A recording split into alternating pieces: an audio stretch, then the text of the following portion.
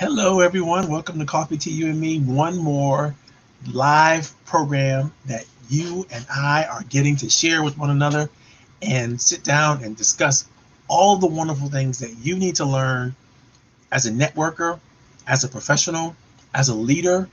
What do you need to do? What do you need to be? What do you need to think about that's going to change and correct any of the behaviors that you need to have changed in order to grow your teams, grow the people that you're working around, grow the people that you're working with? It's an outstanding time to be a leader. I understand that for a lot of us, we're dealing with COVID-19. We're stuck in our homes, we're stuck in our basements or wherever else we're working out of. And we have to use all of these new technologies, all of these new programs, all of these new opportunities that are giving us a new platform and a new playground. This is a part of that new platform and a new playground. For those of you who know me, I've been working with entrepreneurs and small business leaders and business people for the last 20 years on a program I call Coffee to You and Me. The Coffee to You and Me was a program that I was working out of using. I was sitting down for 2 hours every Friday at my local Panera Bread right here in Clifton, Virginia. And I was sharing any tips, any secrets, any opportunities that I could to help the small business community grow, thrive, and just do better with itself. And I found that that was a rewarding opportunity for me as a small business coach, as an advocate for small business, as a person who loves the notion of SWAM business, small women-owned and minority businesses, and giving them as many opportunities as we possibly can to thrive, understanding that they are the backbone of our economy. They're the backbone of what America stands for.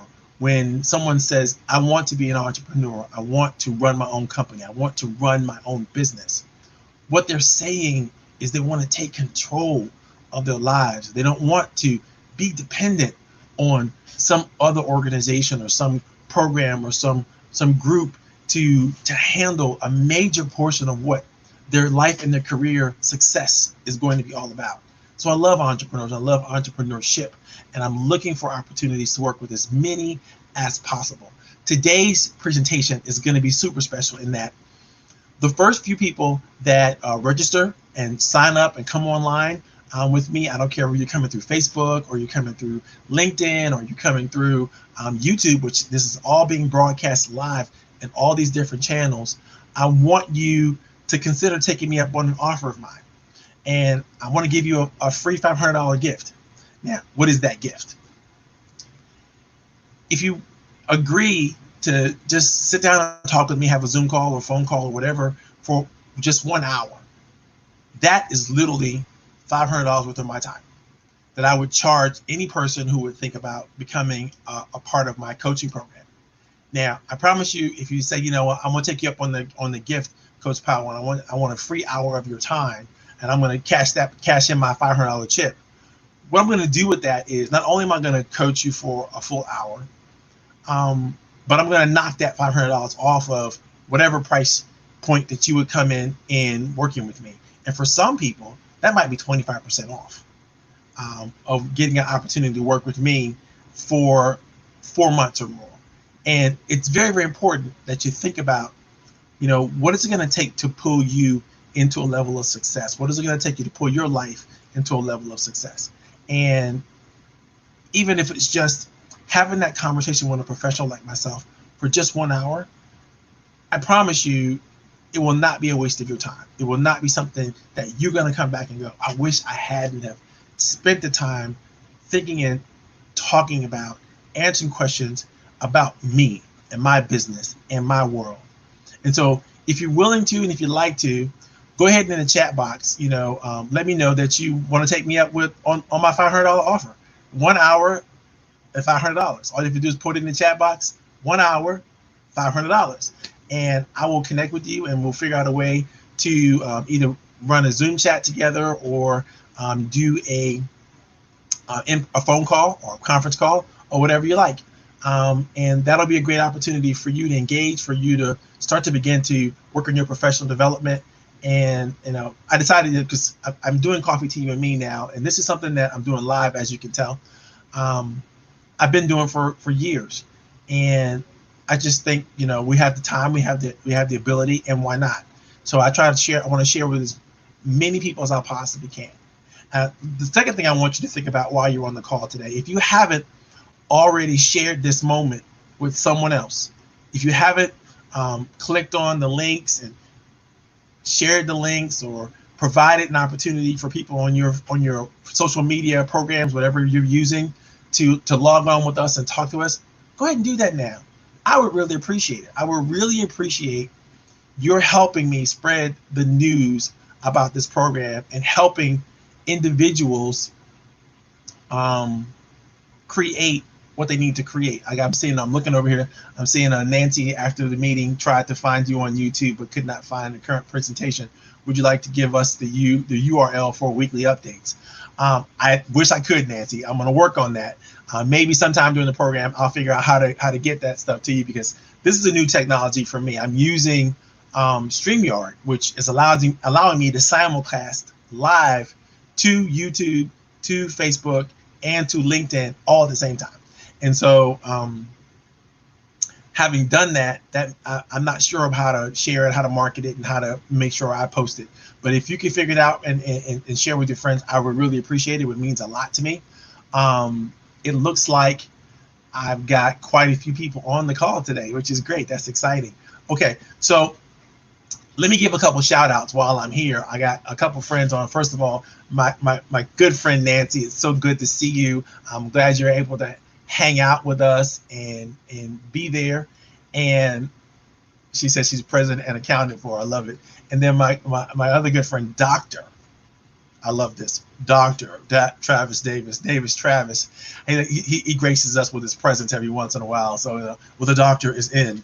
Dr. Travis is just a wonderful person and knows a tremendous amount about securing business through data analysis and understanding, what's special about the data that you use. And my girl Jean is on, Jean Humbrick, who is a brilliant attorney here in the Washington metropolitan area. She focuses on traffic issues. So if you have any traffic issues, or whether that's going to be a fine, or maybe you're getting caught a vehicular manslaughter issue. I hope nobody's doing any vehicular manslaughter, but if that's you, you need to talk to Jean. Go ahead and call Jean up right away, and let's see what you can do to keep some of the heat off of you, right?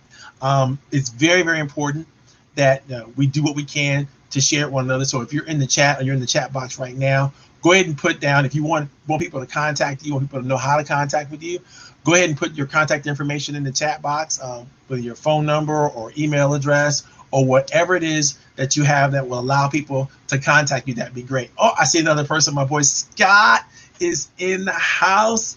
Mr. Walcott, is so good to see you, my friend. Scott and I go way back. Scott very rarely ever misses Coffee Tea, You and Me. And if he does, it's because, unfortunately, he's got dragged into some business venture that, he's working on. We try to keep that business to a minimum because I want people to attend Coffee Tea, You and Me. No, go ahead. I want you guys to have as much business as you possibly can. Okay, so let's get into today's topic. And before I get into today's topic, I want to make sure that you understand a couple things. Today's topic is number 4 in a 9-part series. And the first 3 parts of the series were all about how to establish or reestablish your professional relationships. Now, you've gone through steps 1 and 3, which would be listen up, promises, and follow up and follow through. If you follow those 3 steps, you're going to be able to do everything you need to do to begin to establish relationship and begin to reconnect the relationship that you've established maybe in the past. It's critically important that you never stop these steps in the process of relationship. Because the moment you're in a professional relationship with somebody and you stop listening to them, or you stop helping them with the things that they're gifted at, helping them expose and share their gifts with the universe, the moment you stop following up and following through on the commitments that you've made, or stop making commitments at all, your relationship is now sort of on hold, on pause, or it may be not even non-existent. And it's very, very important that you remember to always find ways to listen, Find ways to find out what that person's gifts and talents are, where they have promise. Go ahead and make promises to other people that it's going to require you to follow up and require you to follow through. And if you don't understand how to use those concepts, how to work with those concepts, go back and listen to the last 3 sessions. Go back and listen to the last 3 lectures. You're going to be able to find at least all 3 of them on Facebook for sure. So if you're in my Facebook channel, you know how to get to my Facebook channel, which I'll try to post it in the chat box when we're having a discussion later on. I want you to think about those things. Today's section is really all about what's next. You've already decided that you have met someone that you want to enter into a professional relationship with. Now, you've already gone through those first 3 steps, and you've decided as a result of going through those first 3 steps that you know enough about them to want to go deeper, want to go further in your professional relationship, right? So in the first 3 steps, literally you're really using those steps to determine, is this someone that I should consider a professional relationship with?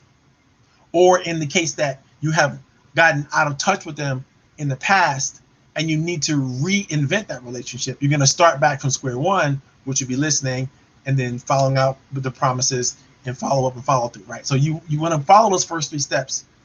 But once you determine now or redetermine, yes, this is a person that I want to be in a professional relationship with, you've got to do a whole lot of other work to keep that relationship moving forward, to keep that relationship growing, to establish something meaningful in that relationship.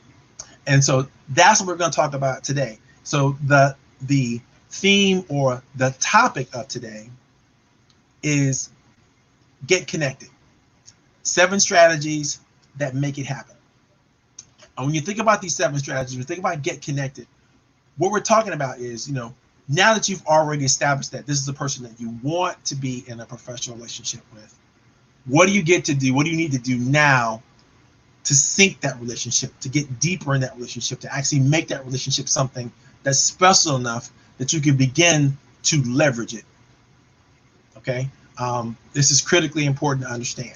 And so what I wanted to share with you while I have you here on the screen, this, let me see if I can bring this up where you can see it. Yeah, here it is. This is an illustration of the document that I'm going through. I'm going to, for those of you who are familiar with the 9 steps of masterful networking, I'm going to post the whole document here in the chat for you to peruse later on. But I wanted you to see this illustration where there's levels, right? First, second level, right? And I believe there's like 3 levels in your networking strategy. There's people who are in your inner circle. That's in your first level. There's people on your that secondary circle. And then there's people on your tertiary circle. Those are people who are on your 3rd level. And you can define them any way you want to when you think about how you define your levels of people that you want to play with. But I want you to know that as you get closer and closer into that inner circle, that core group of people that you must be with, that you must work with, the relationship is going to be more and more important. On the outer circle, and how I define my outer circle, or the tertiary circle, that 3rd circle, I would say these are people that I know, and these are people that know me. I know them, and they know me. So there could be hundreds and thousands of people out there on that tertiary circle, right? That secondary circle, these are people whom I've worked with. Either I've been a client of theirs, they've been a client of mine, we've attended events together, we've done something together. And those people are on my secondary or tertiary or secondary circle, right? And then there's the inner circle. These are my primary people, my first tier people, these people that are core to me, in that these people are the people who I rely on and I am reliable and accountable to. And we have a synergistic relationship. It's not just about me. It's not just about them. It's a definite win-win relationship where we find ourselves doing things to help each other. We may sit on each other's advisory councils. We may, counsel each other when we need to. We may, I may be a coach for one person, but they are a mentor for me, or vice versa. So there might be many things. I may help them with promotions, and they may help me with finances, and I may help them with investments, and or by investing in them and their business and their ideas, and they may help me with promotion. And so it just matters a great deal that you organize in your mind where people are in relationship to you, and you treat them accordingly. If I treat an inner circle person with the same effort and energy and pace and consciousness as I treat a person on that third tertiary circle, I'm going to run out of juice. I'm going to run out of energy. I'm going to run out of the ability to effectively manage those relationships. And I say this to people because I need you to understand that when you talk about professional relationship, you have to deal with your bandwidth, right? You have to deal with your ability to effectively manage those relationships. And there are 7 concepts I'm going to teach you today that I need you to focus on. Once you've gotten past the, I want to be in this relationship with this person, you're going to need to understand these 7 concepts. Other thing we're going to talk about today are some of the big ideas that go along with those 7 concepts. And then I'm going to give you some exercises. I'm going to splatter in some exercises that you may want to do. Some of we can do live today. Some of you may want to do later on. But I want you to think about this, because as professionals, if you mess this up, if you get the opportunity, say, to be in a deeper relationships with a Bill Gates and Oprah, what can happen for you? What can happen for your life? What can happen for your business? If you were to be in relationship with the person who is the #1 bestseller of books about what it is that you do in your industry, if that person became your friend, if you were the person who they called on to ask, listen, would you review this book? And once you review this book, would you mind at the back of the book, go ahead and tell me some things about it so I can put it and make it a part of the marketing, the advertising? Can I borrow your privilege? Can I borrow your brand to increase mine? When you're at that level with people, you're going to be able to be, do, and have things that you cannot right now. And it is critical that you have a path to those types of relationships if you want to be massively successful in your future. I mean, massively successful and sustainably successful. Because when you can't, on your own energy, create the success that you want to create, other people can help you create that energy, and other people can help you create those successes. And so if you have great quality relationships with those people who have the ability and are willing to do what they need to do to help you, then you're going to win. In fact, studies show that 85% of all of our personal and professional success comes from the quality relationships we have, not from the talent, skills, and abilities that we are able to engineer or train ourselves into, manufacture, or whatever we have. So literally 15% of your success has something to do with what you know, how good you are at what you do, how many skills you can rack up, what your experience has been. That's only 15% of your success. The other 85% of your success is how well and who you know.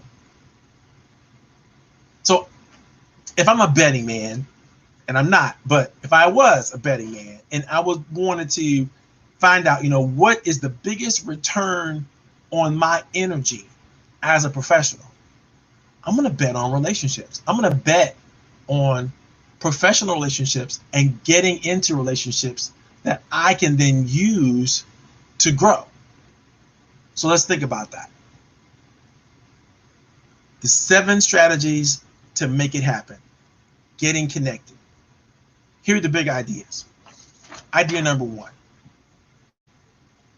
Never, ever, ever abdicate your responsibility for the relationship. you need to make sure that you focused on that relationship and take responsibility for as much of it as you can. Not as much of it as somebody else will allow you, as much of it as you can. That's very, very important. The next big idea is always be prepared for what I call maven talk, big talk, talking about huge opportunities, huge vision and belief and power and strength. These are things that you talk to people about. There's not small talk. When you've decided you want to be in a relationship with someone, you're past the small talk stage. You're past talking about the weather, talking about the football teams or the basketball teams or the soccer teams. You're past talking about the traffic or what's going on outside of the environment that you just came into together. You're past that. When you're in a serious relationship with someone, you don't talk about that kind of stuff with your spouse other than to say, oh, sweetie, don't forget to take your umbrella because it's supposed to rain today. But if you're still in that small talk phase with people that you love and people that are part of your life, I got a feeling you probably could go a lot deeper. You just need to work a little harder to do more with that relationship. The next part of the big ideas I want you to think about is, what do you do with your social media posts? What is your social media engagement like? What is your social media schedule? What is the editorial calendar for your social media content and posting? Because the Pareto principle says that 20%, 80% of the work is done by 20% of the people. And I want you to flip that thought around in your mind, and I want you to think about it when it comes to social media. I want 80% of the posts that you make to be about other people or information that you found, and 20% of the posts that you make to be about you. Because at the end of the day, social media is social, and no one wants to be social with someone who only and always talks about themselves. It's boring. It's not interesting. After you've gotten to know, and I'll take me as an example. If you've gotten to know me over the years, you're going to pretty much know exactly what I have to say about almost everything. So what else am I going to share with you that's of any importance or any interest after you've already figured out, I have friends, the friends are on this call that could probably do this workshop that I'm doing with you all for me in the same pace, in the same phrasing, in the same way that I would do it, because they've heard me do it and present so many times, and every idea that I've already created or come up with, I've already shared with them. And so they get it, and I'm shared with them over and over and over again. So it's a part of their experience and their memory. So think about that. When you're sharing on social media, do you want people to pay attention to you? Do you want people to engage with you? Do you want them to keep coming back to you? You have to learn how to create an editorial calendar. You have to learn how to create content that's sticky. You have to learn how to share stuff that you're excited about that has nothing to do with you. You didn't create it. You didn't develop it. You didn't necessarily come up with it, because other people are going to find that they're interested in as well. And that's the social part of social media. That's one of the social parts of social media. If you're not using social media and the social parts of it, I think you're just using the media part or the marketing part of that. And then you're going to sound like a person who we don't want to talk to in a cocktail party. Because they're always talking about themselves, their programs, their product, what they created, blah, blah, blah. And it's going to be boring. Number 4 on big ideas is speaking your truth. Whatever your truth is, you have to be willing to share it, because a part of you sharing your beliefs, your values, and the things that you hold dear with other people is how you share your character. And if you're sharing your character with people, that's the flip side of what they need to know to trust you. Trust, as Dr. Stephen Covey taught me many years ago, is built out of two things. It's built out of character on one side and competence on the other side. Together, both character and competence creates trust. And so we're good, most of us are pretty good at talking about how competent we are, how special we are, how smart we are, how knowledgeable we are. And we're pretty good at sharing that information about our competence. But we're not good at sharing about our character. Because, I mean, character literally comes from words that I don't hear spoken in our modern language outside of maybe military training. You know, I don't hear words like, this is an honorable person. This person is valorous. This is one of the most committed people that I know. You know, I hear those words. I don't hear people don't come out and say, you know what, I'm a man of honor. I have great dignity and integrity. I'm valorous. I'm courageous. They don't lead with those values in how they present themselves. And so they leave the rest of us to try to figure out, do they have character? Are they friendly? Are they loving? Are they kind? Are they committed to those values for some reason outside of themselves? Did they learn this growing up? You know, what is the basis, the nature, the function of your character?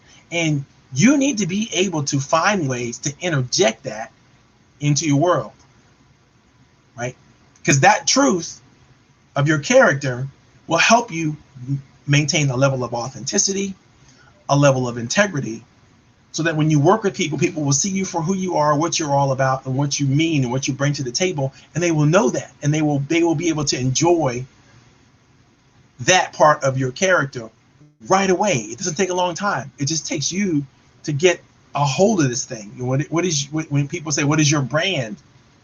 You know, it's not just about your colors or the font. It is the feelings that people have as a result of playing with you, participating with you, being with you.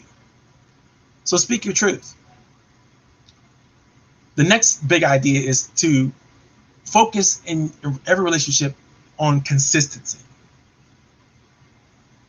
People can't stand when they meet you, and every time they meet you, it seems like they're meeting a different person. That takes people in a different direction. It takes people in a direction where they don't feel like they can trust. They don't feel like you can be counted on. And even if, let's just look at me, for instance, if I'm willing to deal with you because you're not because you have character, but because you are a character, meaning you're entertaining me, right? You know, if I'm willing to deal with you on that basis, it doesn't mean I want to have my friends associated with you or get them involved with you outside of you, again, being a character. You know, if you're a fool and you are a jokester, or you're just hilarious.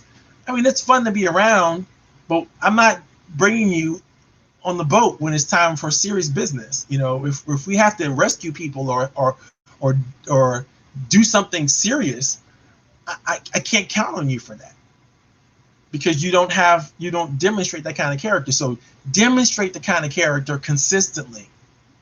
That's a part of your authentic brand. And if you don't do that, I think that people won't know how to trust you or what to trust you for. And you have to focus on that level of consistency. The next thing you have to do is you have to get over you. Check your ego at the door.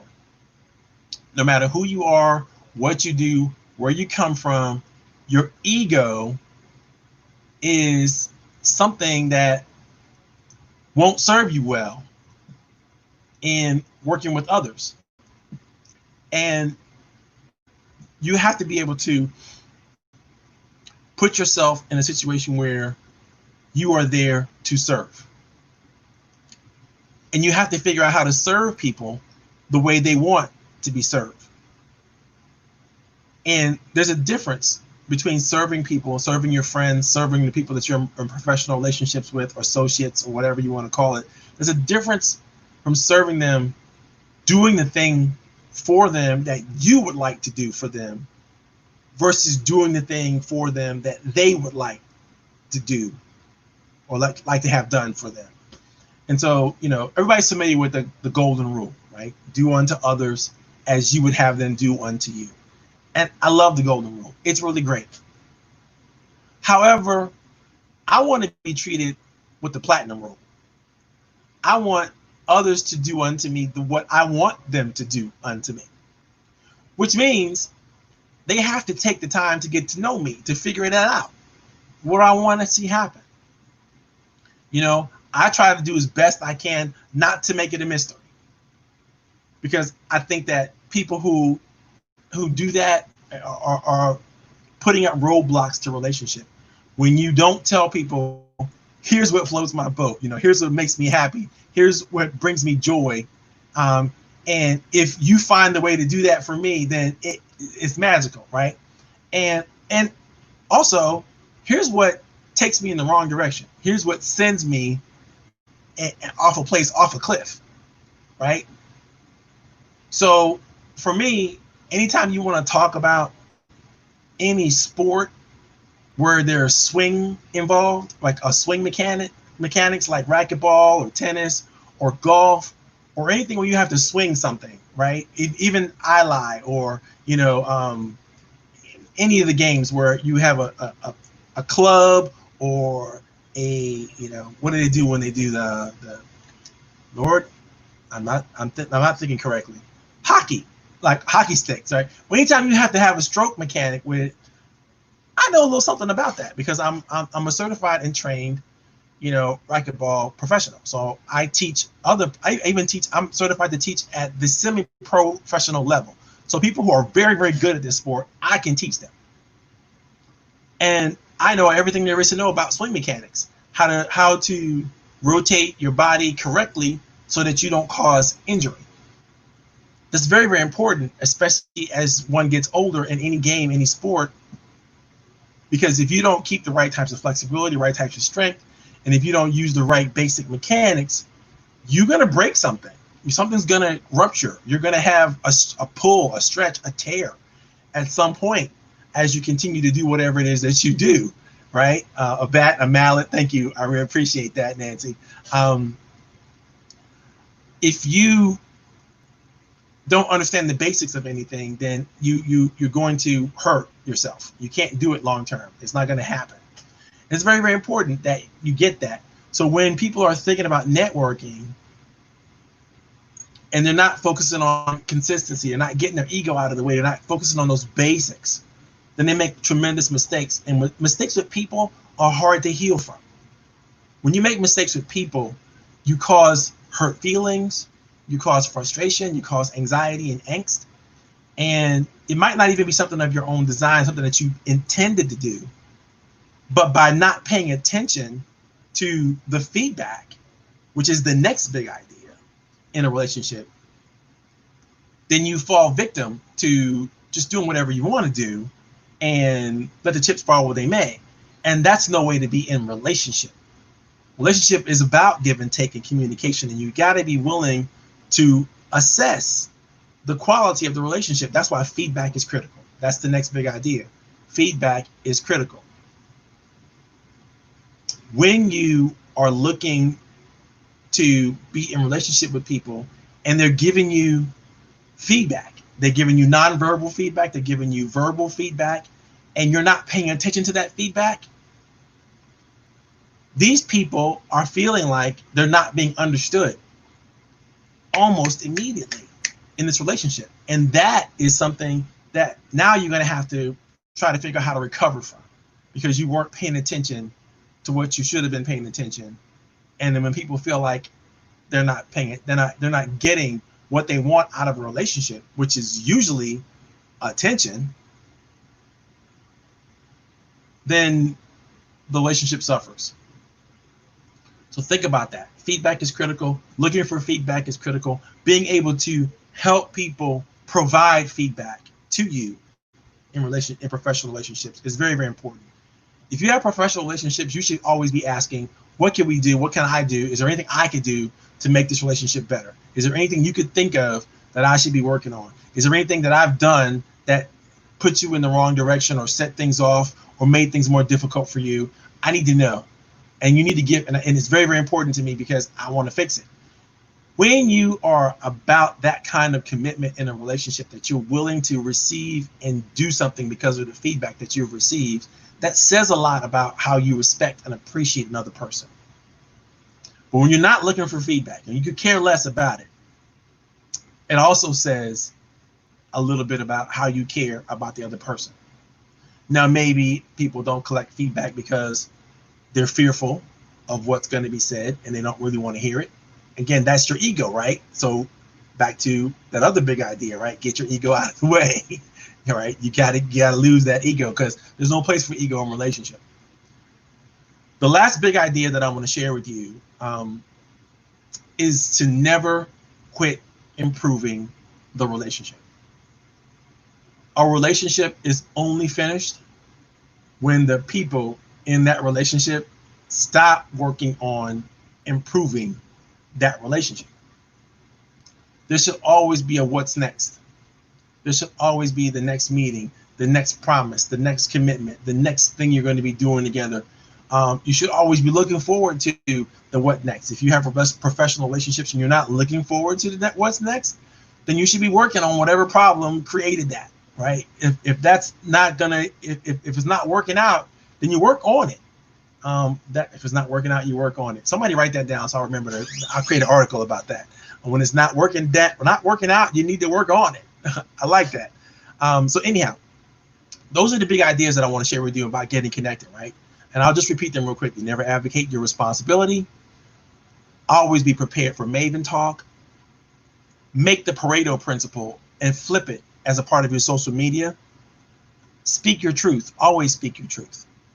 Focus on consistency. Understand who you are, what you bring to the table. You have to get you. Get the feedback that you need to get. And last but not least, never quit improving your relationship. Okay, those are the big high quality concepts. Now let's take a deep dive into the 7 strategies that you need to connect with.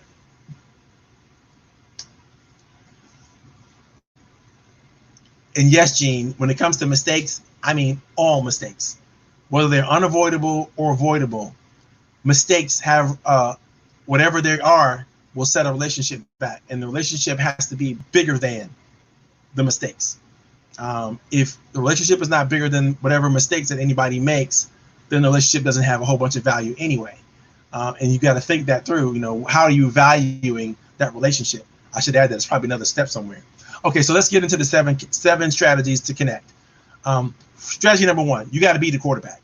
You have to be the person in the relationship that's driving the relationship. You've got to be in charge. You've got to make sure that your concepts and your ideas, it's your responsibility to nurture this thing. It's your ability to bring everything you need to bring to the table to the best of your ability, because you cannot take responsibility for something that you're not willing to lead, and you're not willing to engage, and you're not willing to bring energy to, right? So you got to be the quarterback. Be the first person to declare your desire for this relationship, the first person to declare that you want it to go in a different place, the first person to start to say, I want to create a vision for this thing. I want us to get together and do something special. I need, a desire. You have to be willing to say it. You have to be willing to articulate it. You have to then be willing to back it up with action, resources, whatever it takes to make that happen. Because if you're not doing that, then your relationship is soon looking for a leader. I mean, maybe somebody else takes charge of the relationship. Maybe you take charge of the relationship, but you both got to be actively involved with engaging in the relationship. That means not just, and when I say be the quarterback in the relationship, you're not the only quarterback. The other person's the quarterback too. All right. So don't get it twisted. You know, Everybody's got to be throwing. Everybody's got to be putting something in. Everybody's got to be delivering. Everybody's got to be studying. Everybody's got to be doing what they need to do to move the relationship forward, or the relationship is going to start taking steps backwards, because you cannot carry a relationship by yourself, right? You need both. So be the quarterback. Be willing to, declare, exclaim, promote, share first. Don't wait. And yes, that makes you vulnerable. Let's go ahead and address that, because I think sometimes people go, well, I don't want to be the first person to say something, or I don't want to be the first person to do something that's going to indicate that this is really important to me or special to me because of my feelings. There's got to be room for your feelings in the relationship. And if you're not room for feelings in a relationship up front, it won't be any room for your feelings later on. And so just go ahead and lay it out there, because, and take the risk early when the stakes are low, versus later on when the stakes are high, and then you get rejected or you get, torn apart by somebody who, you just put too much into too soon, and you didn't know that they couldn't handle it. So don't do that, right? The last part about being a quarterback is, many of us, will abdicate everything far too soon and commit everything we have far too soon. Don't do that. I'm not saying commit everything, but commit something. Commit some part of yourself, commit some part of your energy and effort to this relationship up front, so that later on you can give more. But you don't give it all out the first time, the first day. You just gotta reserve something. You need to make sure that you are keeping something in the tank for later on. And looking for new things to bring to the relationship. Number 2, first step is be the quarterback. Number 2, second step is evaluate the people that that you want to be in relationship with, or that you're already in relationship with. You have to have some litmus test, some measurement of where they are with you and where you are with them. So for me, I've told you about my 3 levels, right? So those people on the outer circle, people that I know, people on the secondary circle, people that I've done something with and I work with, and I'm working, and there are people on the inner circle, right? That first part, these are people that are, my mother would say, these are my ace boom coons. These are my people these are my people. I rely on them, I trust them, and they rely on me back, right? These are very, very important distinctions to have, because you have to figure out how you're going to behave with people. You can't answer every phone call, answer every email. You can't respond to every person that needs a response from you just because they asked. You don't have the bandwidth. You don't have the bandwidth. You have to be very discriminating in that regard. And I'm not saying be prejudiced. I'm saying be discriminating and discerning about how you leverage and who you leverage trust with. So you needed some system, some way to evaluate people. Look at what they've done for you. Look at what you've done for them. Look at the quality of the value of what you've done together. Is it meaningful? Does it help you move yourself forward or relationship forward? Ask those deep, meaningful questions, right? Connect with them. Of course, you want to connect with them in social media, but engage. Don't just connect. Don't just click the yes button or the thumbs up button or the whatever that is. You want to actively engage. You want to share your thoughts and ideas. You want them to share their thoughts and ideas with you. You want to be back and forth with that, because engagement is the key to moving relationships forward, whether that's face-to-face, person-to-person, on the Zoom call, in the chat box, whatever you're doing, do what you can to engage. Inquire about a person. Make sure that you understand their state of mind or their feelings. It's very, very important, because if you're trying to ignore some very, very important part of a person to get to some other part of their life or their business or whatever, then they're going to, again, accuse you of not taking the time to understand them, taking the time to check in with them, taking the time to see where they are before you just pounced on the next opportunity. You need to, get some feedback. How are we doing? How's things going? Is there anything we need? Anything y'all can do for you? Anything going on that, could derail our process? You need to talk about it. You need to be able to engage in that way. Number 3, after you have fully, been the quarterback. You've evaluated who they are. You've slotted them in places in your relationship really well. The next thing you want to do is you want to evaluate yourself. You want to know what you like about you. All right. What is it that you know that you can bring to the table? What is it that you know that you're gifted at? What makes you special? What distinctive qualities or characteristics do you have that would enhance or help someone else? I did some work a couple of weeks ago, and I was studying the Bible on leadership and productivity. That's what I was studying, productivity. And what I found that the Bible says a lot of is that, you're expected to be productive in something. You're expected to do something and maybe even produce, and through excellence and quality, maybe even produce more of whatever it is you're producing than you need. And what you should be doing with that extra that you produced beyond what you need, I don't care if it's a service or a tangible item or whatever it is that you're producing, you should share it with people who are in need of that thing. Now, there's nothing to say you can't profit from producing what you produce in abundance. That's above and beyond what you could use and what you could do. And there's nothing to say you can't give it away. There's a process for both. So, you need to make sure that your gift, your talent, your special abilities, your whatever productivity you have, especially if you're able to figure out how to literally manufacture it in a safe and sustainable way, that, whatever you're generating in terms of energy or effort or output is something that you can do quite easily. It doesn't require you a whole lot of effort anymore because you've figured it out.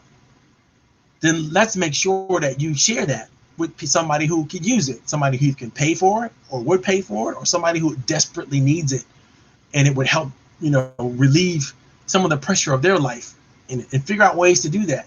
Because when you do that, you're not only just a person of service, but you're using your service in life for something magical.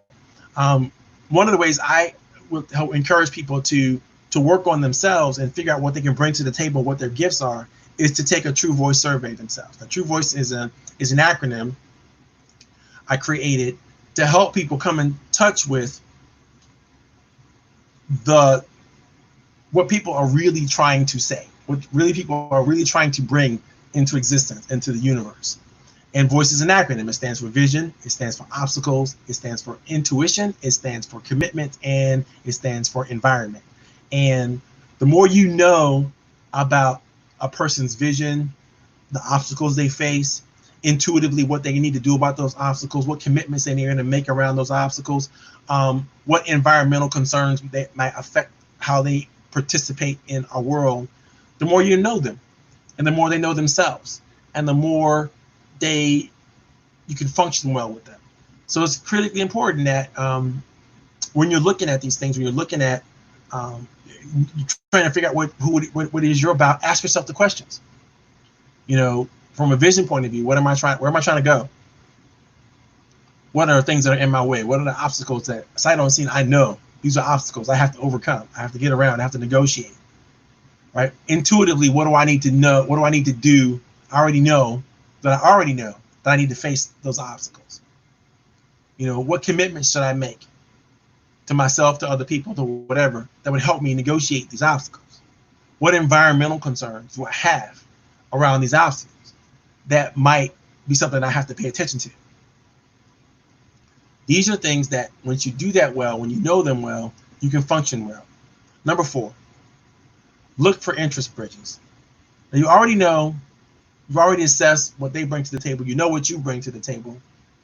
Now you're looking for bridges, things that will help you come together even in better, right? Find ways to engage and create and generate more based on your collective strengths. What do you both bring to the table? Plan some special moments that you might share or celebrate each other. Some work that you might do together. schedule it. Put it in your mind of things. You make some commitments to do something. Suggest books that you might read, or music that you might listen to, or events you might go to. Things that might help you grow your relationship and grow in strength of whatever you have. Right. Try to make sure that you keep it close with each other. Intimacy is a mysterious word. I think sometimes we are very careful to avoid. And that's a shame, because when people are close to one another, they grow better together. They learn more about each other. They learn how to care more for one another when they feel like they can be close. Now, in today's world, when COVID-19 is you can't have physical closeness with your compatriots in your, you can't do, there's no touching, there's no 6 feet, social distancing, very difficult to be close physically. But that doesn't mean you can't be close emotionally. It doesn't mean you can't attempt to understand each other. It doesn't mean that you can't celebrate what you find interesting and exciting about one another. And you can't value each other's authenticity. These things are, if you could take your relationships to a next level without intimacy, I gotta think you have a problem. It's very, very difficult to do. You're gonna have to get close. You're gonna have to, know some things about each other, trust each other with some sacred secrets. You got to get close, right? So don't be afraid of that.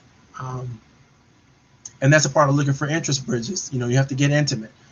Seek and get feedback often. We talked about that earlier. If you're not willing to seek and get the feedback, you're not saying to another person that you respect their opinions and their thoughts. You have to create it, make it easy for your friends and associates to talk to you about anything. If they find it difficult to talk to you, that's your fault. Go back to number one. Take responsibility, right? Be in charge. Say that out. Make sure you always share with them that I want to hear from you. I want to know what you're thinking. I want to know what's going on with you and what you think about the things that we're doing. And I want you to hold back ever, because you can't deal with problems that you don't know exist, and you can't. Things tend to fester when people don't talk about it and share, and that's very, very important that you do that. So look for those interest bridges. Number 5, never stop doing whatever you're doing to make the relationship grow. I can't say that enough.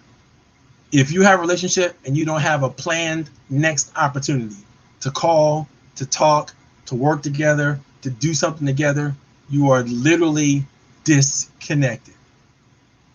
There's nothing for you to work on. There's nothing for you to look forward to. There's nothing for you to, it's just what we had. And time is fleeting for all of us. And so make sure that your next opportunity is on your calendar for people that you have significant and important relationships with. When you don't have something, what's next, then you're kind of done. And if you wait too long, you have to reinvent this relationship. You got to go back to step 1, 2, and 3 all over again, with this person. And you don't want to do that. You want to move forward. You want to keep the relationship growing. That means you got to always keep doing it. You got to stay in contact. You have to stay in front of each other. Make sure that you spend enough quantity time together that you get to the quality moments. When you try to plan, my type A people will get this on this. They try to do this all the time. They can't help themselves. They really don't know what to do.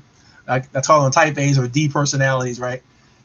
They're so driven that they want to plan quality moments with people. And the thing about that is, you can't plan for me to feel a certain way unless you know me so well that you know exactly what's going to make me feel that way. Like, my daughter knows I love red velvet cake.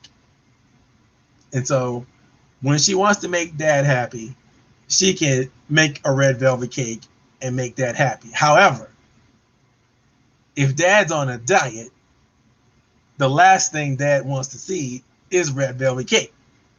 And if she is not paying attention to dad and what he's talking about and what he's doing and so on and so forth, she might get the thought that he really needs a red velvet cake, and then end up doing something that's supposed to make me happy, quality moment, right?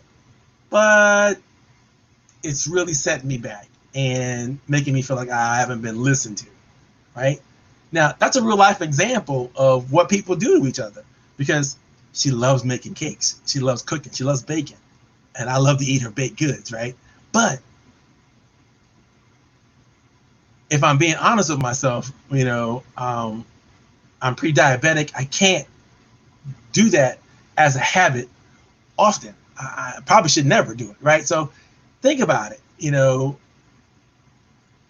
People want to have quality time with you. They want to do special things with you, but that might not be the thing that you should do just because, that's there. But also think about it like this. And Stephen Covey says this a lot too. Quality time is found inside of quantity time. The best times you've ever had with your family, your friends, or whatever, when you were just out having fun, just doing whatever you were doing, going bowling, doing whatever you're doing, and then somebody said something or did something hilarious, right? Somebody did something that was, off brand, off color, but it was just fun, right? It was interesting and it was fun to share, fun to be around, and there's something that you knew you could get away with each other because you're so close, right? That's quality moments. And when those quality moments happen, what do? The next time you're together, you play it back over again. See, remember that time when Johnny said this, or Jane did this, or Sally was blah, blah, blah, blah, blah. You start doing that. That's you're reliving that quality moment because, you don't know when you're going to have it again, but you're together again. And that's the thing. You got to keep the relationship moving forward by keep meeting, keep being together, keep finding reasons to interact, keep finding ways to move things forward. And quality is going to happen. You can't plan quality, but you can plan quantity time. Time that you spend together, you can plan that. You can't plan quality time because you can only plan quantity time, because quality time happens inside of quantity time. Having said that, never stop doing it. Make sure that your reputation is built on consistency. You got to be consistent in the relationships. I said that already. It's one of the big ideas. You have to do things to keep the relationship fresh. You got to keep going at it. You can't never stop. You got to keep thinking about what we can do to make it better. What can we do to make it better? You have to keep asking that question over and over again. And you have to celebrate. You have to celebrate relationships. Every little success, every little thing. Celebrate, honor, encourage it. Create reasons to enjoy and to accept each other deeper and deeper and deeper as much as you possibly can. Number 6. Be careful what you pay for. Now, I wrote this because a lot of people think they can buy your friends. You cannot buy friendships. You cannot buy relationships. So just don't do it. And even if you think you're going to, and if you think you are paying for a relationship, be careful. Because what you pay for, you just might not want to have it when it's all said and done. So, you're going to make sure that, yes, you can buy connections, but you cannot buy friendships. You can buy opportunities to be in the same space, in the same building, at a conference or with someone, but you cannot make them love you with a transaction like that. That's just not going to work. And so you want to make sure that you've done what you can to be in the right spaces, but then you have to act and engage in ways that create that relationship. And it takes skill. You have to learn those skills. A part of what you're doing now is learning those skills, right? Learning what skills you have to do to stay and be in relationships. Because you can't buy friendships. You can't buy connections. The magic doesn't happen because you put a check in. That's not where it happens in relationships. You do that through your activity. You do that through your actions. You do it through your conscious deeds and thoughts, right? It's very, very important that you think about how do we improve the relationship, and you keep doing things that you both agree will improve the relationship. The next thing you want to think about when it comes to being careful what you pay for is understand that people don't respond to bribes well. I mean, even if they do, then when you think about it, the next time you need something from them, you're going to have to pay. Maybe more than the last time you paid. And the next time you need something from them, you're going to have to pay again. and pay and pay and pay and pay. That's not a relationship. It's transactions. It's not a relationship. And so don't get caught in that, I'm going to pay you for what you do for me as a friend. Because I think that a lot of times when people do that, and I know I can just sense the cackles that people have, like, oh my God, but I'm a professional and I've trained so hard to be able to do this, and I don't want to give it away, and da da da da da. And I will tell you, if you treat your friends and associates the same way you treat your customers and clients, then one of those relationships is going to suffer. It's going to be the business relationship in the transactions, or it's going to be the friendship and the association, or both. And so you have to be careful. Doing business with friends and family, everybody knows that, it's not a no-no, it's just to be careful. Be careful to honor the relationship above the transaction. Because there's nothing saying that you can't work with or shouldn't work with those that you're close to. That's valid. That's not true. You should. But you have to be careful. You don't want to, like, I see this happening a lot of times in network marketing businesses, where they will encourage you to talk to your closest 100 friends about whatever it is the opportunity is. And so you go off and do that. And then you're not successful, and you've let down maybe one or two of your friends who've gotten excited and gotten involved in this thing with you. And you've moved on to yourself. And then here's your friends like, oh, what happened? I thought we were doing this together. I thought we were going to be in this thing together. And they're disappointed in you, as well as the 99% of people who just said no.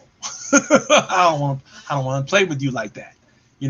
So when you think about it, you need to be careful and preserve the relationship over the opportunity, over the transaction, over the business.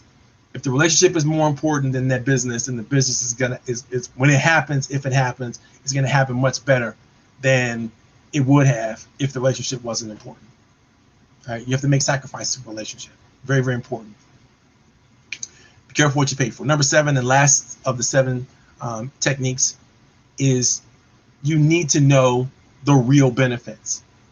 The real benefits of being in relationship with people, other professionals.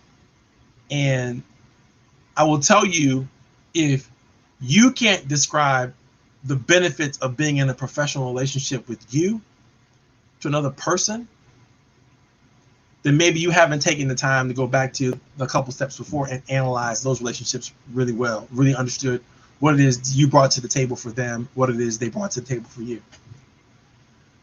Now, there's a difference between a benefit and a feature, right?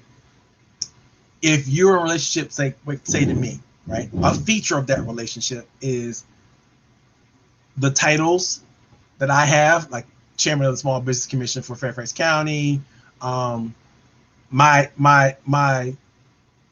look, right? So I'm 6'5", I'm African American, that has a look or a cachet to it. If that's something that means something to you, then that's going to be a feature of our relationship. Features that you have might be features of relationships, roles that you play, features of relationship. But the benefits of the relationship have more to do with what feelings and what emotions are caused as a result of our connection. If you feel safer around a person, able to spread your wings and so to fly, so to speak, if you feel like you're supported by another person, if you feel like another person is helping you shape and define how you have meaning in our world and our society, how you are significant to our world and society, if they make you feel special, that's benefit, right? That's a benefit. And if you can't describe the benefits that your friends have and your associates have as a result of associating and being with you, then maybe there is no benefit. I don't know. You need to be able to dig into it and analyze that and figure that out. But you need to know what the real benefits are. When you know what the real benefits are that you drive when it comes to your friendships and your relationships, then you can speak to them in a way that makes sense. When a person or a friend of mine is in a relationship with me, I promise you this: they're going to feel understood. They're going to feel listened to. They're going to feel special. They're going to feel like there's somebody in their world that actually pays attention to them. Because I value people feeling that way, and I do what I need to do to make sure, especially my friends and associates, feel that way. I'm going to ask the deep, the meaningful questions. I'm going to find out the stuff they don't want me to find out. Because I don't deal with surface level relationships. We're going to have to go deep, or we're not going to be in a relationship. And so I'm going to know when things are not working well, when things are not right. I'm going to find out, and I'm going to try to do what I can to ease that pain. If that means just reminding them that there's somebody there that will listen to them, reminding them that somebody who's praying for them, reminding them that there's somebody who is trying to put forth positive energy on their behalf. That's what my friends and associates can count on me for. And that's what I know I will deliver always to them. I value myself in that. And so I know the real benefits of being an associate of mine. I'll go to the mat for my friends. I will refer my friends. I will connect my friends. I will endorse my friends. I will encourage my friends. These are things that I already have systematically programmed into my friendship material. My friendship strategy they're already there, right? I don't have to reinvent it because I've already invented it, right? Whatever strategy I have, I've gotten that already. The last thing I want to say about knowing what the real benefits is, when you know the real benefits that you deliver to people, and you know how to articulate that, and you know how to deliver it, and again, deliver it consistently, what happens on the other side of that for them is it reduces loneliness and it reduces anxiety. And this is really, really important, because I need you to understand that, there's a gentleman by the name of John Cassiopo. He wrote this book. This book is called Loneliness. I'm trying to get it so that the light doesn't blink off. It's Loneliness, the Human Nature and Need for Social Connection. And Dr. Cassiopo has a wonderful TED Talk. I suggest that you go out and check it out. John Cassiopo and his TED Talk on loneliness. He's no longer with us. He passed away last year. And I had a chance to speak with him on several occasions, because I was inviting him to be an advisor to a board that I work with. And I wanted to reach out to him because I wanted to understand what loneliness was all about and how loneliness worked. And I realized, as a result of studying his works and talking to him, that loneliness is a killer. It's one of the greatest killers of our society. I don't know if it's going to beat coronavirus. It might. But it's a pretty important thought to understand. People feel isolated, especially now. They feel disconnected. They feel lonely. It drives up all the levels of all the bad things that lead right to death's door. And you want to make sure that you're connected to your friends, even if it's in situations like this, where I'm doing most of the talking, but I'm paying attention to what's going on in the chat, and I'm engaging with people along the way, because I want them to know that they're seen, they're heard, they're understood. I feel their presence, and they're not alone. That's critically important for people, because without other people, we are social people. All people are social. Human beings are social. And when we allow a person to isolate, or we isolate another person by ignoring them or not paying attention to, not attending to them, then we're doing something that's damaging to them. And so you don't want to do damage to people to the best of your ability. You want to make sure that you're paying attention. You may be the only person that smiled at a person that day through the mask, right? I love my girl, the fashion model who has a show. she invented a term called smizing, right? You smile with your eyes, right? You can do that over your mask, right? You can smile with your eyes. Very, very important. What is her name? Oh, it'll come to me. I'm having a senior moment. Um, Tyra Banks. Yeah, I always think of the big forehead. That's Tyra Banks. No, I didn't repeat that. You didn't hear me say that. Okay. So those are the big ideas, and those are the 7 concepts that you need to have in order to work with other people. And I want to share with you a couple exercises that you can do for your existing associates and for your new associates that you might want to do to deepen the relationships. So if you follow some of the things that, some of the exercises that are here, some of the concepts that are here in the 7 steps, you know, if you're not bringing new ideas to the relationship, if you're not bringing new things to the relationship that good things to the relationship, then you're not being a quarterback. If you're not really moving things forward. So think about it. What can you do to move your top 5 relationships forward this week? What could you do? Could you acknowledge and encourage somebody in some way? Go ahead and do it. Could you, and then ask for feedback.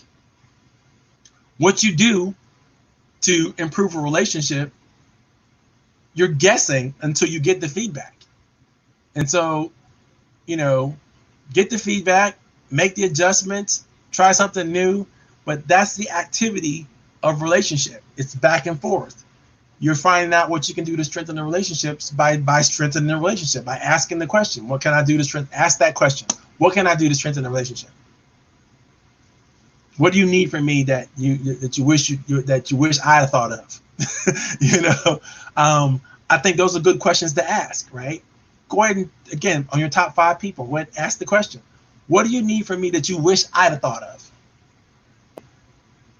And tell them it's okay to answer me straight up, because you need those relationships to thrive, and you don't need to have any secrets or any hangups that are stopping you from progressing in those relationships.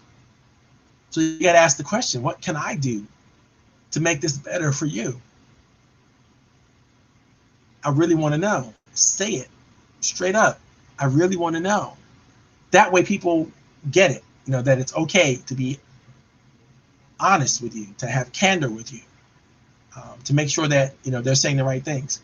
If you don't give them permission, they're not going to say, oh, everything's fine. I don't need anything. You don't have to do anything for me. Don't let people get away with that. Because,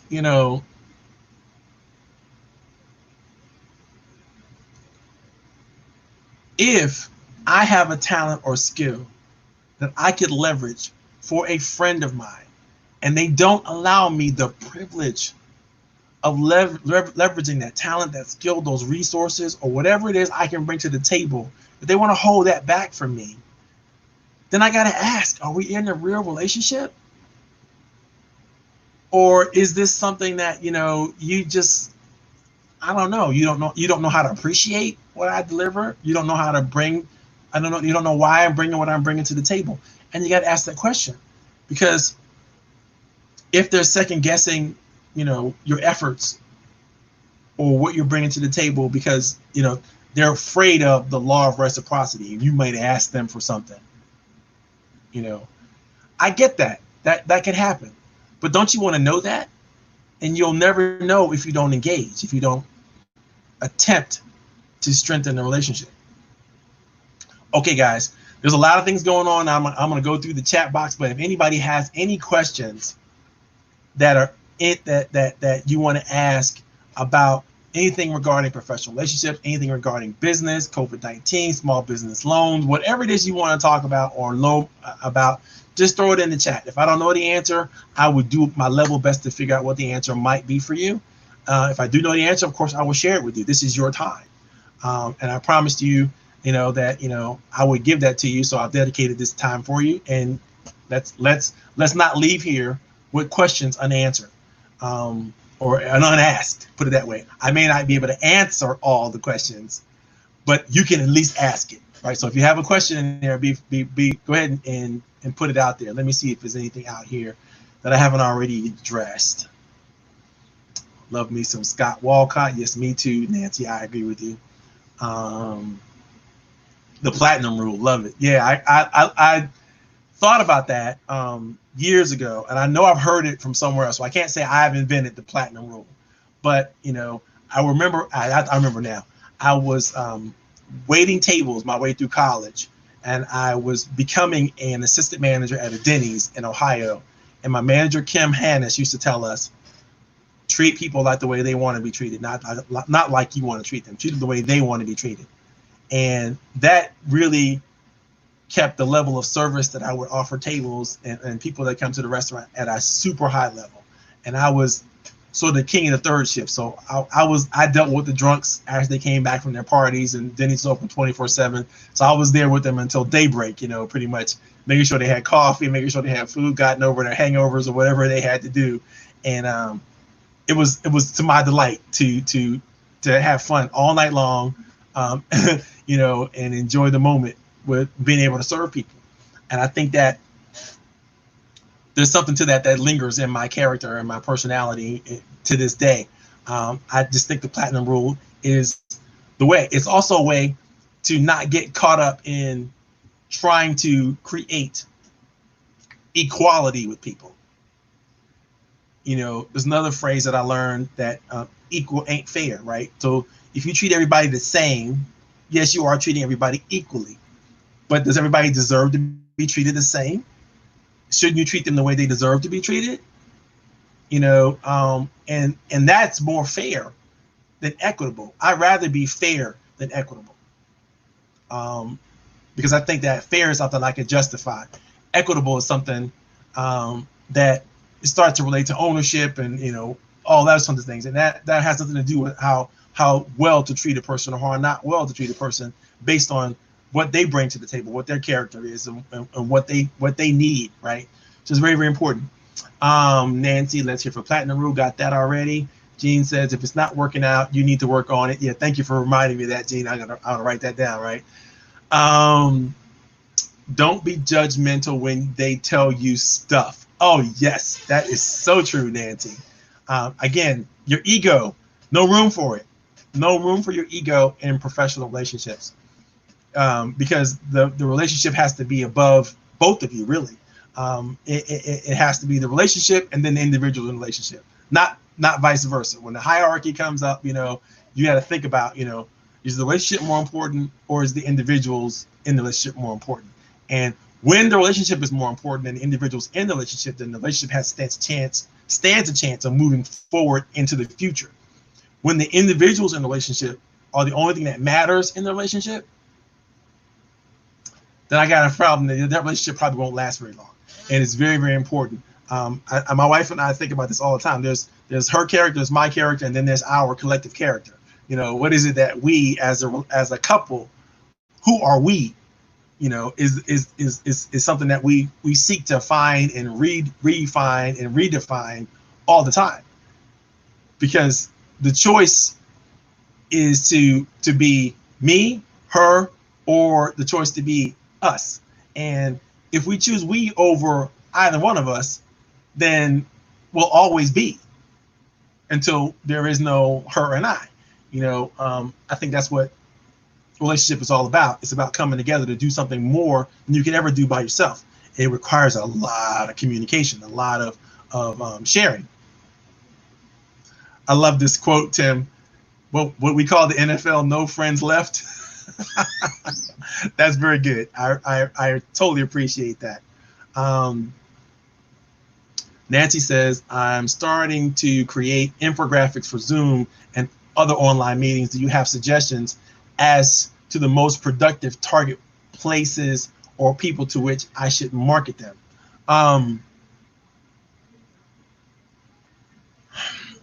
So when it comes to target marketing of all types, it doesn't matter when you're talking about, you want to go to places where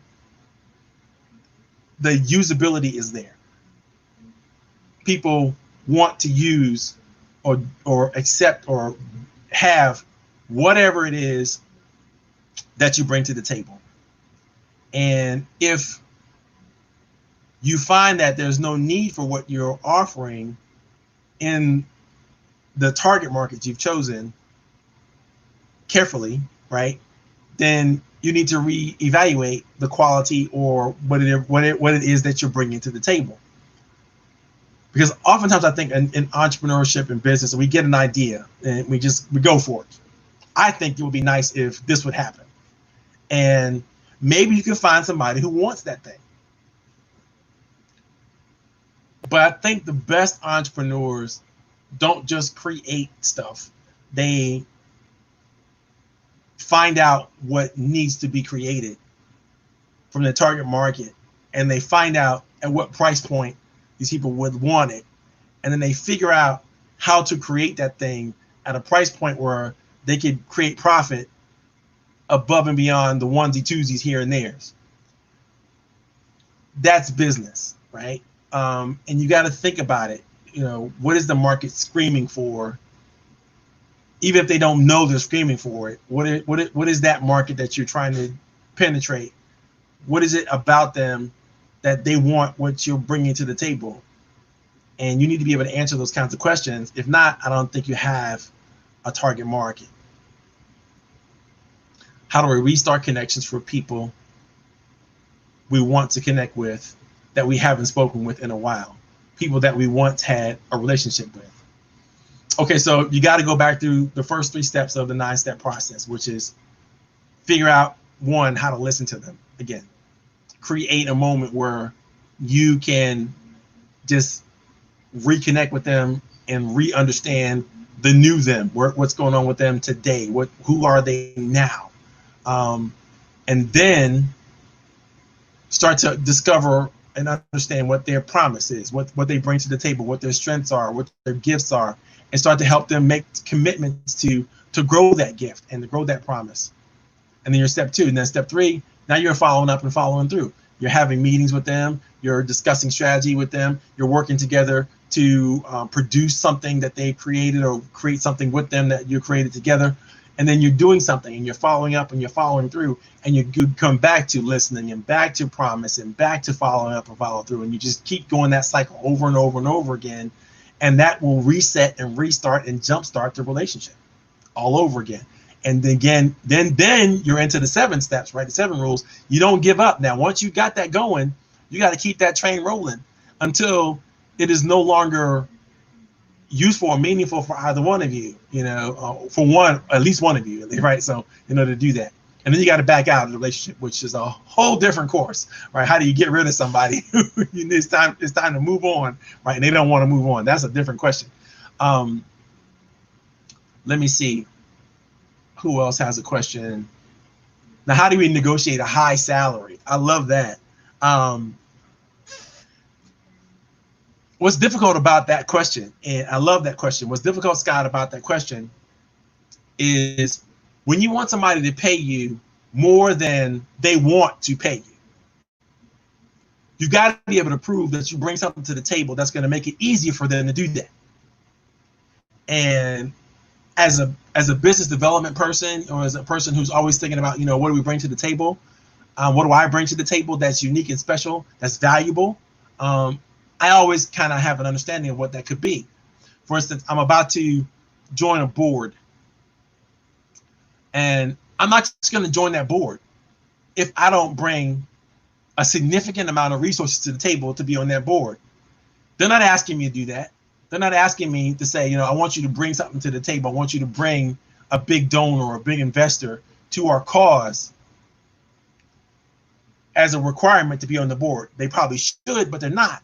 I, in my own judgment, in my own value system, says that if I'm going to join this board and I'm going to be fiscally responsible for this budget, then I'm going to bring something to the table so that I can be part of their success immediately. I don't want to wait and figure it out. And, I want to bring that big donor to the table, that big check to the table, along with my willingness to lead the board, along with my willingness to do something. Now, they're going to embrace a board member like that much differently than they would embrace a person who has just met the requirements of the board description or the job description for the board member. And I've demonstrated that I can bring value above and beyond what is called for in that regard. So if I wanted to negotiate a high salary for some organization, then I would bring something to that organization that would make it easy for them to pay me that salary. That might be a contract. That might be, another relationship that they need to have in order to bring value to the table. But I'm going to figure out what it is. I'm going to ask the president or whoever is responsible for making that hiring decision, listen, what can I bring to the table for you to justify you paying me this salary that I want? Ask the question. And then if they say, well, no, we can't pay you that right now, but if you do this in the future, we can pay you that. Then I'm going to say, put it in the contract. All right, you tell me in 3 months, if I bring this to the table, if I do blah, blah, blah, blah, blah, then you're going to pay me the salary that I want. There's nothing wrong with asking. And I think you need to ask in a way that makes it easy for people to envision that solution. Because some people won't pay you the salary that you want because, it wouldn't be fair to somebody else who's already at the table. You don't have relationships with everybody. You only have relationships with the people that you're talking to. So, you're like, okay, listen, I get that you pay them that thing, but we're not working on an even Steven playing field because what I'm bringing to the table is more value than they bring to the table. And so, yes, I want more. And your rationalization and justification on how you want to treat us all the same, that's yours, not mine. I don't fall into, I love when people try to put you in a box and say, okay, this is the box that I want you to fit in, and this is the widgets that I want you to develop, and that's all you can ever do, and that's all that's going to bring any value to the table for us. That's the kiss of death in any organization, when you don't allow people to fully embrace everything they can embrace to the table for the organization, and you're going to hold their salary as a reason for them not to fully, because they're asking for you not to fully engage. If they don't pay you what you're worth, then, or what you think you're worth, or what you're willing to tolerate, then they're asking you not to engage. Really, they're asking you to do a little something, just a little piece. We just want you to we want you just give us your however many hours a week that you want to get, and that's all, Scott. Just be happy. That's ridiculous. If you can do more, do more. If you can get more, get more. But you have to also be willing to give more. And you have to demonstrate that clearly, that it's worth it. That value is that's going to return back to them bigger than what they left. Because entrepreneurship and business is not a losing sum. They want to get more out of it than they put in. So if they really start paying you at the levels that you're really worth, they'll be out of business if they did that to everybody. But they can do it for you, temporarily at least, right? So just negotiate it the way you want it. Let me see. Tim, thank you. I love the collective couple concept. Absolutely. I mean, trust me, when I first introduced this thought to my wife that we need to come together with our own statement of value as a team, as a group, as a couple, there was lots of resistance because she had never heard of this craziness before. It was me reading a whole bunch of hooby-jooby, books, right? trying to bring something unique and special to the table and into the world. And so to this day, when we have to dust off our mission statement, our vision statement, our goals and stuff like that's stuff that we agreed that make us unique and special, because we can sometimes the world leaks into your relationships. So that's either your professional relationships, your personal relationships, it doesn't really matter. The world leaks in and creates some different standards than the standards that you created, right, together. And you got to defend, those standards, not necessarily reject the new information that's coming at you, but understand that this new information needs to go through the litmus test of Does it fit? Does it work? Will it help us move forward? Do we both agree that it will help us move forward? If so, then let's be about the business of doing it. But if it doesn't, then it just doesn't work. It just really doesn't work. Okay, it is 4:30 and people are starting to bounce off, I see. But I don't want to leave anybody out. If anybody has any other questions about anything regarding business or coaching or anything like that, feel free to step forward and ask that question. I don't know who's still on the call. Let me see if I can figure out who's still on the call. Man, everybody's, all 7 people still from, okay. Even though it's being broadcast on all it's being broadcast both on Facebook and on YouTube, but everybody is on Facebook. So I see what's working and what's not working. I'm not going to bounce YouTube. I'm going to grow that YouTube channel, but I see that most of you are watching me through Facebook. But this will be all recorded on both channels. It'll be recorded on my YouTube channel and my Facebook channel, and I will post them both in the feed. Do we have any more comments? Great session. Have a great weekend. Thank you, Nancy. Appreciate it. Gene is still here. Very, very good, Gene. Do you have any more questions you want to throw at me, Gene?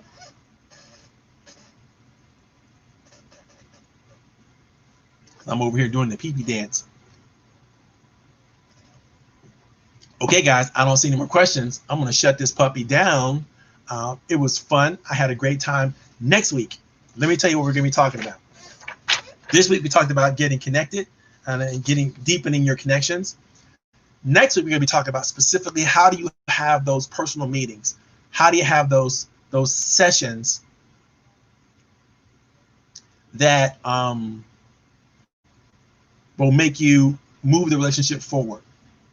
Okay, and the title for next week is going to be called Meeting of the Minds. Really, how do you have those personal meetings that are amazing, that help you go deep with a person really fast and move that relationship forward? Oh, Gene has a question for me. How do we reconnect with people we once had a relationship with but fail to properly follow up? And it's, again, so right back to step 1 again.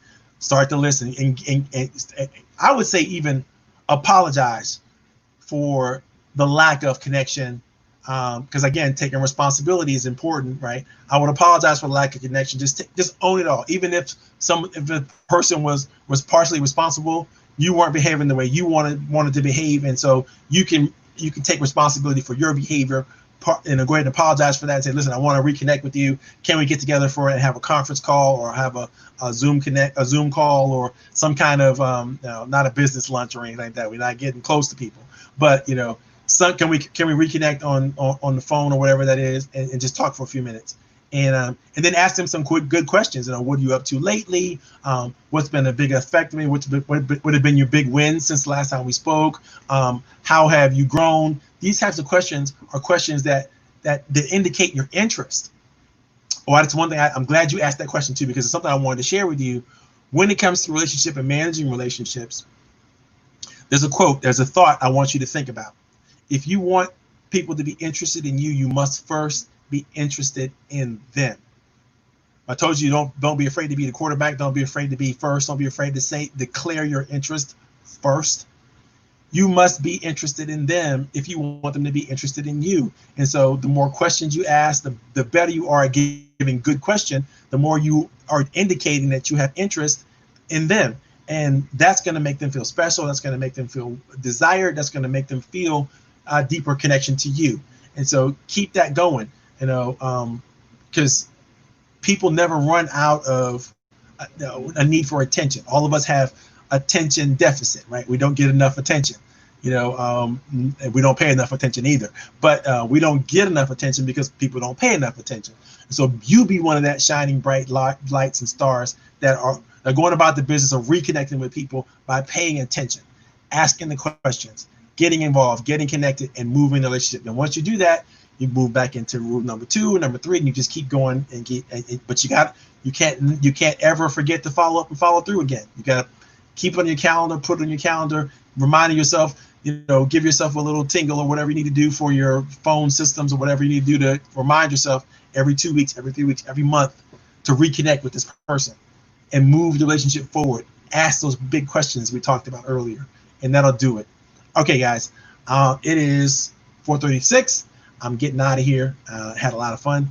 I enjoyed you. Next week, we're talking about the meeting of the mind, how to have a magic meeting.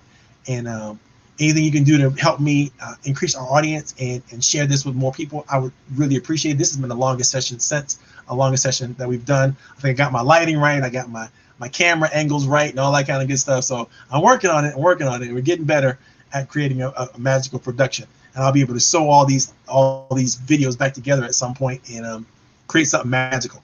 All right, guys. Thanks a lot. Have a great time. I'm ending the broadcast, and the chats will still be available in both Facebook and YouTube. So feel free to go ahead and throw something in the chat if you want to continue the discussion. I will respond to them, maybe not right away because I got to go to the bathroom right now, but a little later on this afternoon. Talk to you soon. Bye-bye.